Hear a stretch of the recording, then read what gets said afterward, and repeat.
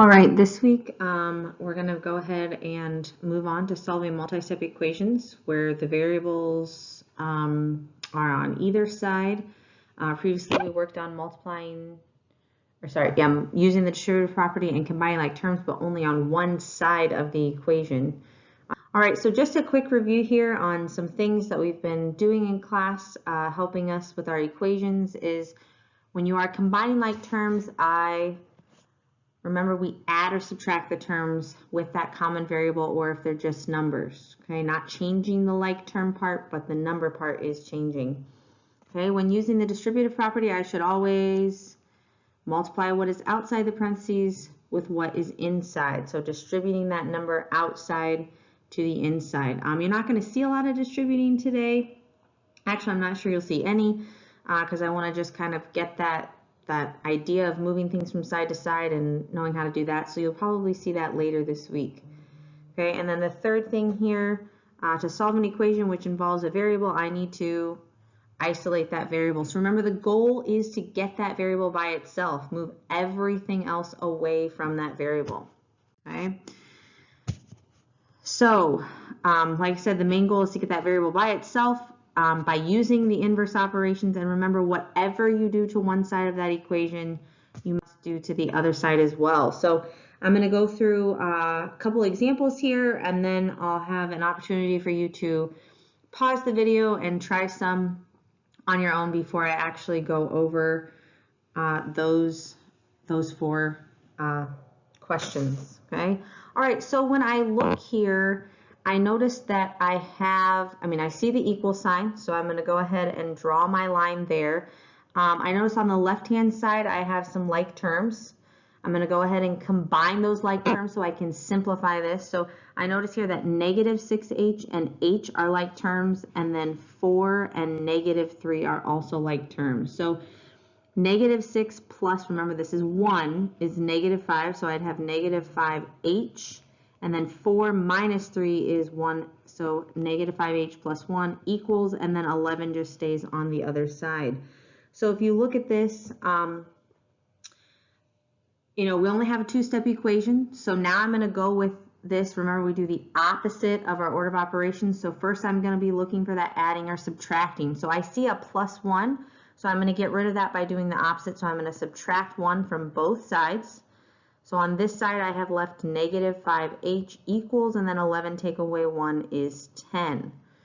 Okay, well now when I look at my equation, I see that I have multiplying or dividing. So I'm going to undo that and then solve for h here. So I'm going to divide by negative 5, and I get that h equals negative 2. Okay, so again, I've got down to that variable by itself. It's isolated, and I get negative 2. If I were to plug negative 2 back in for h in both of those locations and simplify, I would get 11 for my answer. Okay, so notice here, so just some things to talk through. We didn't have any parentheses to get rid of, okay, but I would have wanted to distribute first if needed. We did combine like terms, and then we moved the variable. The variable was already on one side, but then we moved the numbers to the other side and then solved for that variable. Okay, so again, please look for distributing if you have that. Like I said, you're not going to really see that today, but later this week you'll see that again. Okay, combine like terms. It either can happen on the left side or the right side. You'll see that here in a little bit. And then of course you want to get the variable to one side and the numbers to the other side, and then solve for the variable. Okay, so let's take a look at another example here. Again, I see the equal sign, so I'm going to draw my line there. Now, when I look on the left-hand side here, I see that none of those are like terms, so I can't put that together. Okay, when I look at the right side, no like terms, so I'm not going to put that together.